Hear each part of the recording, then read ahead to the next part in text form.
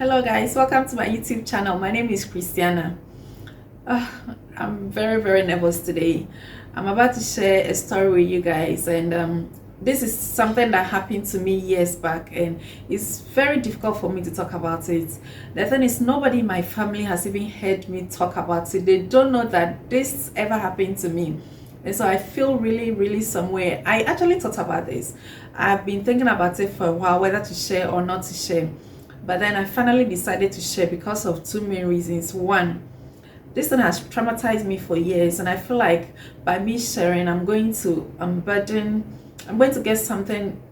It has been traumatic for me, so I'm going to get rid of some of the burden. And two, it's going to help somebody out there, probably a student, somebody who is not going to school, who is in the university, or anybody at all. That's why I finally decided to share this story. So I'll plead with you guys not to judge me so much. I was young, and I that's just it. I guess we've all made some bad choices in the past before, but the best thing is that you need to learn from what happened and then you move on, so that next time you don't go through the same experience. So guys, this is what happened when I entered the university. That was some few years back. I'm not so sure of the year, but I remember at that time I was 19 years old, and I was very excited. I was super excited to be in the university. They showed me my hall, which was Africa Hall. I got there, I got to meet my roommates, Farida, Alberta, and Vicentia. They were very nice people, very sweet girls, and I thank God that I met them. Okay, so I was a young girl. I was on campus. I was so happy to have gotten to the university. I wanted to explore, and but there was nobody to help me. We were all freshers. My roommates were freshers, so they were getting to know the university just as I was getting to know there too. One day something happened. I think when we're done with matriculation, that time we were done with matriculation. We were now, I don't know whether we had started lectures or we were still getting to know the place.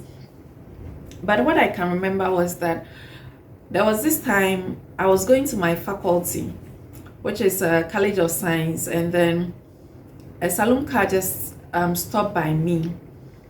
There was this guy, this tall guy. He's fair. His name is Frank, and he talked to me. He was like, "Hey, hello, you're a nice girl. Can we be friends?" Blah blah blah. You get that kind of vibes that when a guy meets a girl. So, and I remember I said that he was like, "Oh, can I get your number?" And I was like, "I don't give my number to strangers."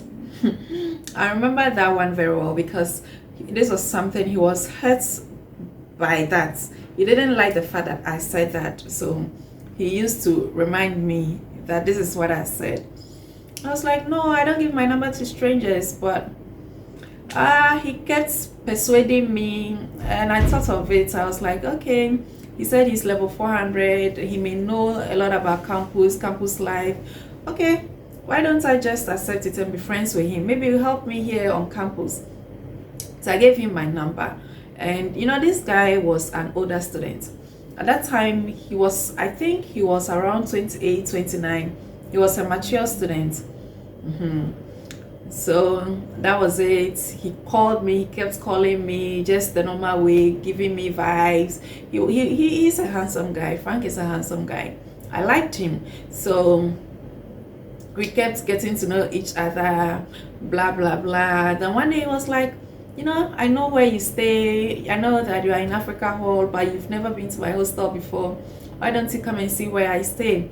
It's off campus, but it's a nice place, so you're going to like the place. And I thought for a while. Okay, I thought for a while, and at that time, I wanted to go and explore. So I was like, okay. I hesitated a bit, but after a while, I was like, okay, you know what? That's fine. I'll give it a try. So I told my roommates about it, and they were like, okay, you just be careful. So I remember that day, he used to go for evening lectures. He told me he was going to come after lectures, I think around after 6 or so. So that day I got prepared. That was the time that I started practicing makeup. So my roommates helped me with my makeup. They helped me with my dress. They said you need to look good, and they told me that I was looking so sleek, so gorgeous. I was so excited. I had this big earrings, you know, that kind of young girl vibes. And then finally Frank came. I got into his car, and then we sped off campus. And if you're in Kenya West, I don't know, there's a town after Kenya West. It's called Kenten Chrono. So that was where the hostel was. When I got there, when I entered the room, I had the vibe that, oh, this place looks like a hotel. It was later I got to know that the place was actually a hotel, but then it has been converted to a hostel because it's closer to the university. So that was it. I got inside the room. I sat on the bed because those kind of rooms, when you get inside, it's very obvious that the only place you can sit is on the bed. I sat on the bed. I was facing the TV. I was watching TV. He told me that, oh, he wants to take something from inside his car. No, he said that he bought fried yam, and he forgot. He left it in his car, so he's going to bring it. I said, okay. We had just entered the room, so I was just sitting there. He opened the door. He left. I didn't lock the door because I knew that he was going to come back in some few minutes. About 10 minutes later, or 15 minutes, somebody opened the door. I saw two things. The guy I was with, which is Frank, he knelt down, and there was another guy who was wearing a mask and with a pistol. He was pointing a pistol on him. He was, pardon me, he had pointed a pistol at him, and then all of a sudden I heard Frank mention something. Either he mentioned my name, he said something, but it was so fast. I think he said that Christy, we are in trouble. He murmured something. It was very fast. Then the next thing I heard, before I knew it, the guy with a pistol was now pointing the pistol right on my forehead. I didn't know what was going on. What was going through my mind was, oh God, I'm dead. My life has ended. This is the end of my life. I thought at that moment, I felt like that's the end of my life. I'm going to die. I didn't know what was going on. At first, I thought that I've been set up, I've been trapped, and they're going to kill me. But later I got the impression that it was actually a robbery attack. They asked me to lie down, to turn my back. Other people some of the robbers. The robber was not alone. They were together. They were together with some people. They were all having masks. They asked us to turn. They took my phone. They searched my bag. They started, looking around the room, and they were talking. They were speaking some form of language. I don't know whether they were Fulani or I don't remember the language they were speaking. But one thing was very obvious. They were high. I don't know whether it was weed or alcohol or weed mixed together with alcohol. But these guys were really, really high, as if they didn't even know what they were doing. They kept going round and round. At that time, it didn't take long. It was just maybe 10 minutes. They were done with the operation and they left. I was so traumatized. I was so scared. This was the first time I was seeing a pistol in my life. And to think that a pistol was pointed right on my forehead was crazy. I was so scared. I started shivering. When I went to my hostel, I told my roommates. I think they didn't really get it. One thing about robbery is that until you experience it, you will not know how it feels like. Robbery is a deep thing. It's crazy.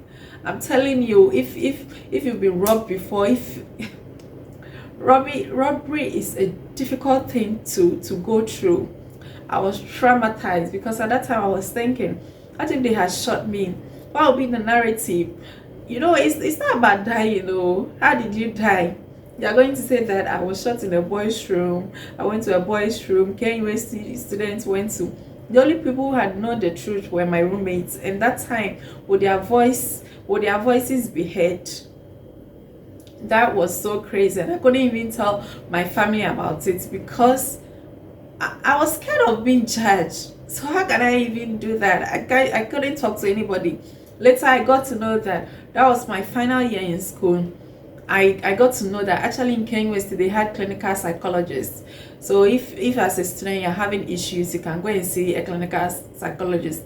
I know one at the College of Science. I don't know if each department or each whatever has one. And just like, the way when a snail senses danger, that's the way it crawls back into the shell. It was similar thing to what happened to me. It crawled me. I got into my shell. I didn't really, on campus, I didn't really mingle with people. That experience traumatized me. Anytime that I hear of armed robbers anywhere, I start shivering. I am so scared. It was such an experience. I wouldn't wish it on my worst enemy. They didn't harm me. They didn't do me anything. The things they took from me meant nothing to me. I was a stranger in the room. They took just my phone and some money. But that experience shook me. I swear to God, that is one of the worst experiences I've had in my entire life. And I just wanted to tell anybody, especially students, one thing is campus is very safe. When you're on campus, your safety is somehow guaranteed. But once you leave campus, nobody can guarantee your safety, and it can be dangerous. I was young. I learned my lesson. It's very difficult for me right now to visit somebody that, even my friend, it's very difficult for me to visit you. It's just crazy, guys. That's just it, guys. Thank you so much. Thank you guys for watching this video. See you in my next video.